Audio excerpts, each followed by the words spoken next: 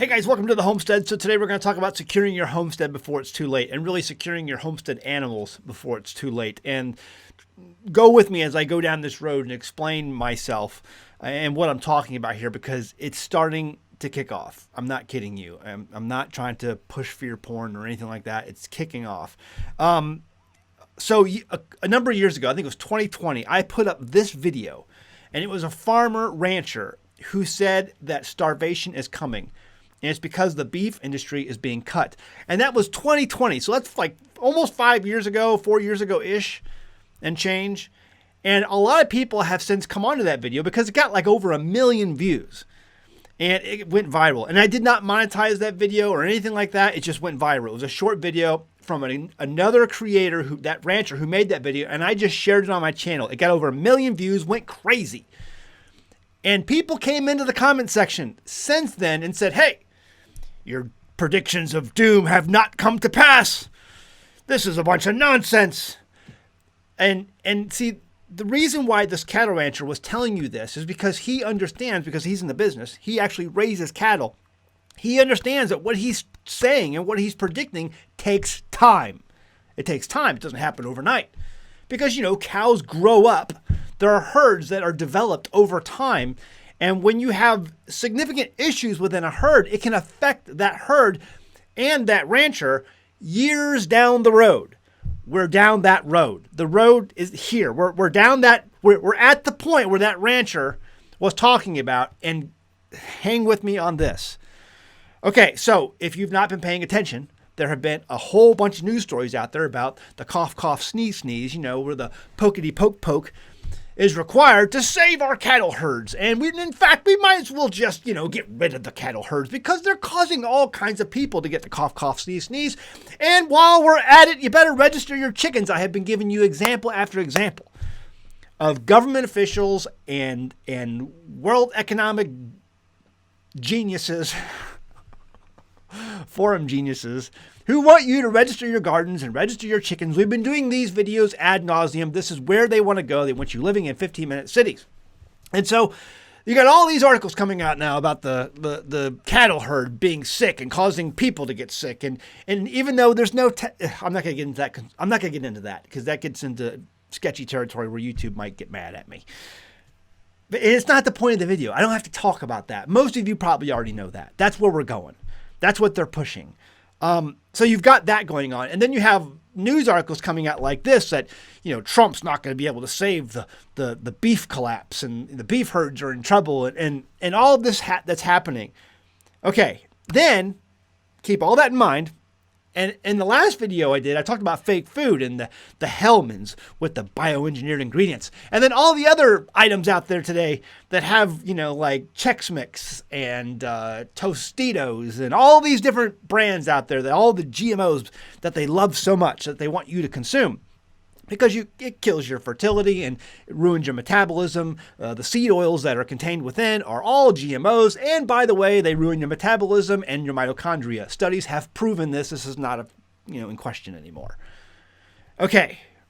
Now, and with that video, a lot of you guys talked about what I mentioned about this fake beef that's been selling on the roadside. You've been seeing it everywhere. And I have never bought this stuff, but a lot of you guys have commented over the last few times I've mentioned this. Number one, you say it's sliced so thin that you can't even call it a steak.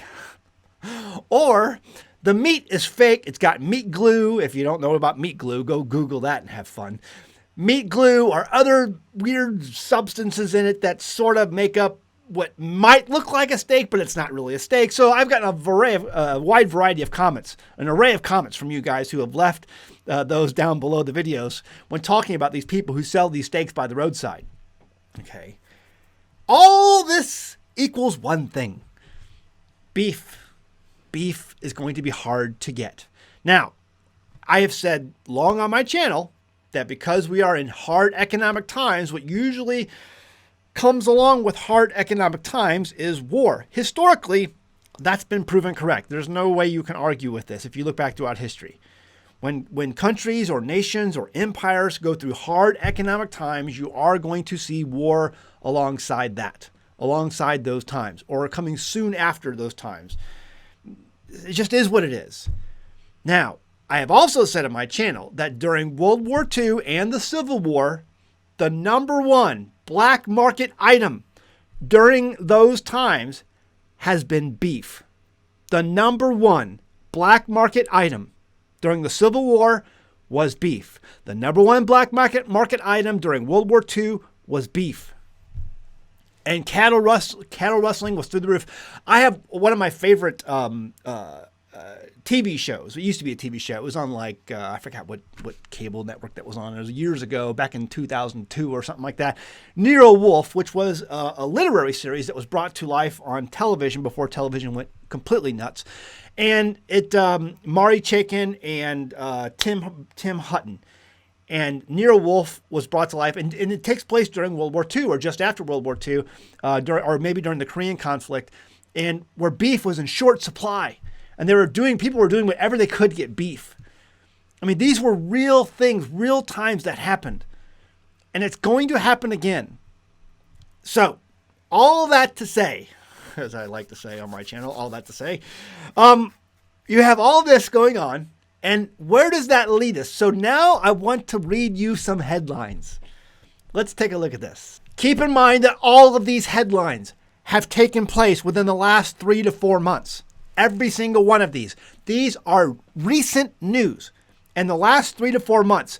This is Osceola County. That's in Florida, by the way. Cattle rustlers make off with $100,000 worth of livestock in Osceola County, Florida. I believe that's somewhere in central Florida. This is in Florida. And they still have not caught these people. They have made off with $100,000 worth of livestock. You got to be really good to move and hide $100,000 worth of livestock. I think it was a bunch of newborn, 500-pound, basically yearlings. Wouldn't say newborns, but yearlings, 500 pounds each.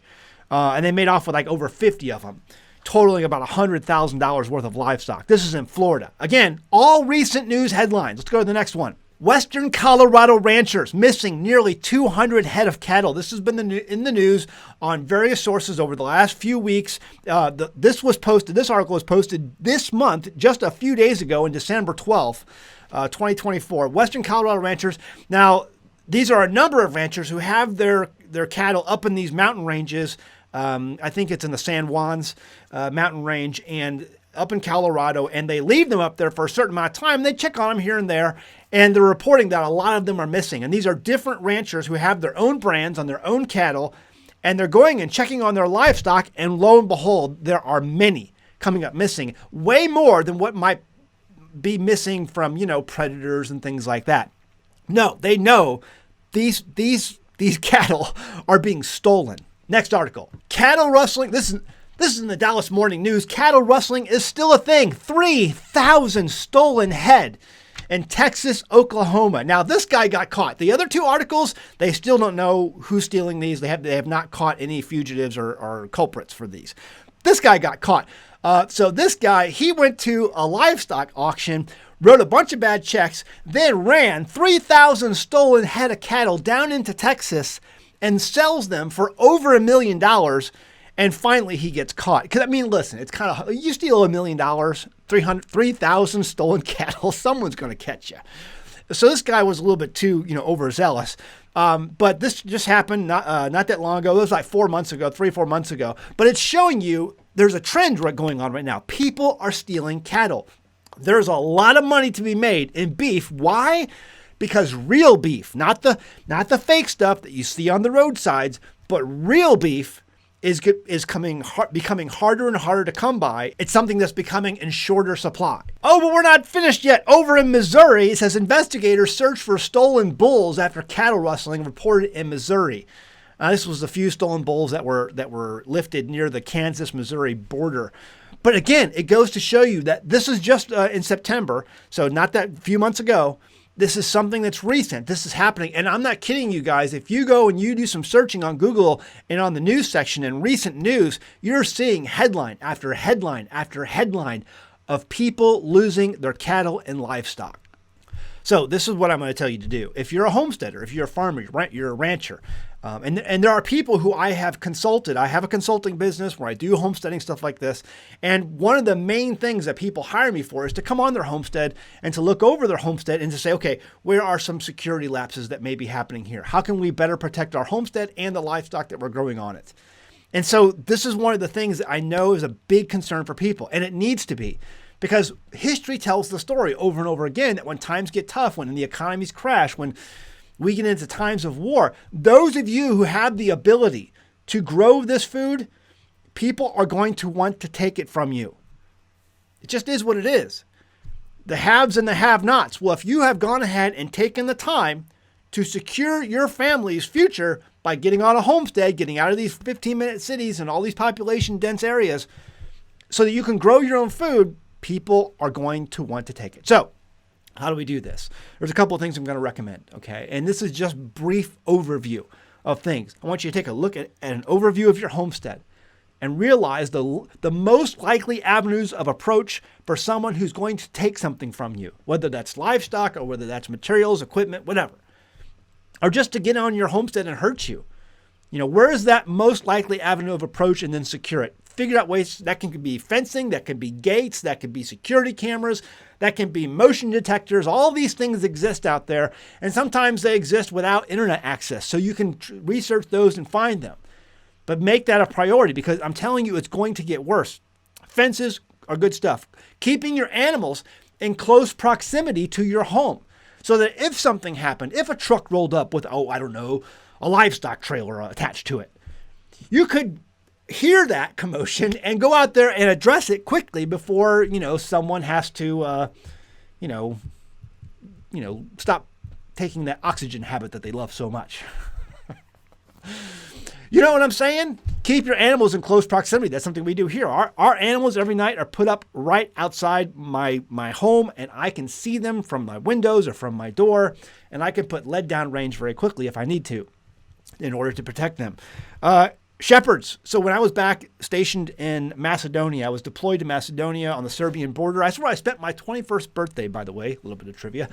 And I got to see how the locals there in the mountain regions of Macedonia and Serbia operated, and they still have shepherds every morning. Every morning, the shepherds would drive their flocks down the mountain. It was goats or sheep, and they would drive them down the mountain and into the valleys where they would feed, and the shepherds would always be with them. And I'm telling you, if you're going to, and this is a great idea, if we get into times that are tough, you can't always keep your livestock right around your home, because they're going to need to go out there and forage, and they're going to need to find food. And that stuff grows naturally, so it's good to get them out there, but you need to overwatch them. And so traditionally, what this has always been the job of children, younger children who have at least a maturity, like if you look your Bible stories, young David. But even in Macedonia, when I was deployed, it was the kids. It was a lot of times the kids or, teenagers who went out there and oversaw that livestock. And some of them carried weapons. They didn't brandish them because a lot of that was illegal over there, but they still had the ability to defend themselves and defend their flock if they needed to. So that's something to keep in mind. Whose job is it going to be a shepherd for your flock? If you have cattle, if you have sheep or goats or things like that, how are you going to get them out there so that they can feed? And how are you going to protect them once you're out there? Keep that in mind as you plan. Maybe we're good forage areas where you can shepherd them. And do you have fences that might keep people who might want to take those animals away from you up? Are they good fences? So there's a few items. Okay, fences, motion sensors, gates, security cameras, both internet-based and non-internet-based, close proximity to your home, and then shepherds. We're going to have to get back to shepherds at some point. But what do you think? If I've forgotten anything, leave a comment below. Listen, guys, this is becoming more and more prevalent, and that's why I'm bringing it up. I want to give you clear, concise things to think about as we're entering these times. I don't want to just push fear porn, but that's what sets humans apart from other animals, is the ability to is that intelligence to recognize patterns when presented. And that's exactly what we're seeing here. We're seeing a pattern, and it's becoming more and more prevalent. And so take note, do something about it, plan, talk to your loved ones about it, talk to your neighbors about it, have good communications with your neighbors so that if something goes wrong over there, before it gets to your place, you can address it. Have that in place now when times are still good. before times really get bad. What do you think? Have you guys ever bought any of that stuff on the roadside? Let me know in the comments below. Is it meat glue? Look up meat glue. Is it sliced too thin?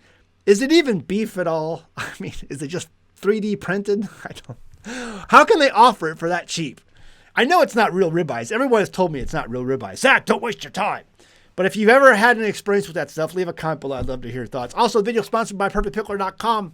You can find your own fermenting kit where you're going to get real probiotics, not the stuff in the store, over at perfectpickler.com. The best-selling kit is the value package.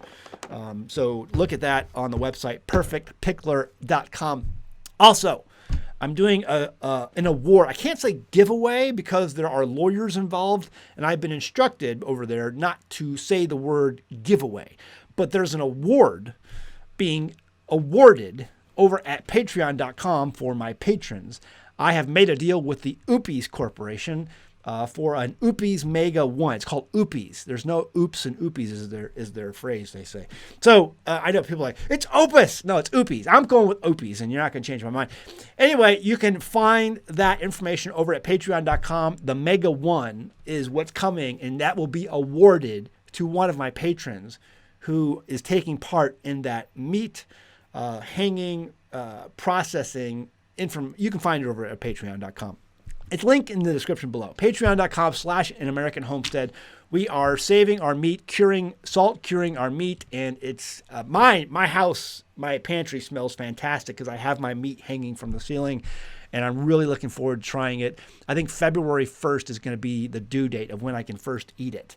So I'm really looking forward to that, and a lot of people are too. And if you are a patron and you're taking part in that award or in that process, you can send me a picture at my email address that's posted over there, and whoever has the best picture wins the new Mega 1 power supply station, the solar generator given to us by OUPES. All right, guys. Love you. Leave a comment below. See you next time in the homestead. Bye. One of the best perks about living off-grid is that I never pay an electric bill. I love being my own power company, but that means when things go wrong, I have to be the one on call. So I try and use reliable components for my power production. For the last couple of years, I have been promoting OUPES solar generators. I've been using them and abusing them, and as it turns out, they are pretty good products. They have power generators for all occasions, and they can be charged by permanent or portable solar panels, as well as AC power. They offer true lithium iron phosphate batteries, and this is important. Recently, a family in my area had a different brand that uses the less stable nickel manganese cobalt or NMC type batteries. The unit caught fire in the middle of the night. It was a scary situation and it caused damage to the home, but thankfully nobody was hurt. The generator, as you can see, was a total loss. This drives home the point on why it's so important to employ solar generators like the OUPES brand that uses the much more safe and stable technology of lithium iron phosphate, otherwise called LiFePO4. They offer small generators for travel or for powering an entire home and everything in between. These are great backups to have in a medical emergency or to power a freezer full of your favorite meat products, or as I have shown in past videos, for even backup AC and DC power sources for ham radio communications. If the grid goes down, you're going to be thankful you have one of these units. You can find the link in the description of this video or click on the banner ad found on the front page of our website, AnAmericanHomestead.com. Right here, that banner ad right there on AnAmericanHomestead.com.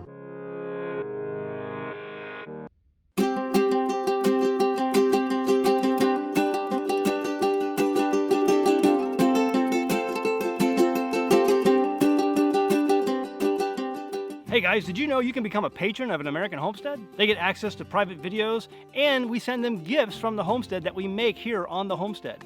And we also enter our patrons into special giveaways that are only available to them. And before you go, please check out these other great videos. Go ahead, click. I'll wait.